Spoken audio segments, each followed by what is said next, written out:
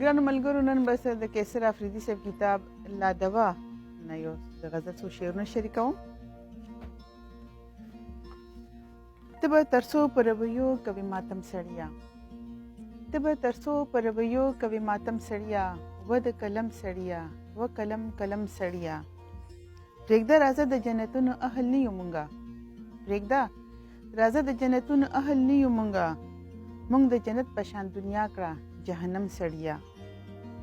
اوس به په مینه کې هم غاړه چاته نه ورکوو، اوس به په مینه کې هم غاړه چاته نه ورکوو، چا به تړلې وي په ګېډې پورې بم سړیه.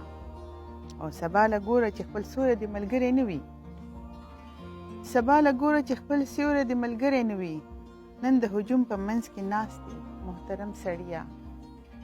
او یو د قیصر د لیونو لارو نه ځان ساتمه، یو د قیصر د لیونو لارو نه ځان ساتمه، نور به د هر یو لیوني په لاره ځم سړیه، یا د قلم سړیه و قلم قلم سړیه.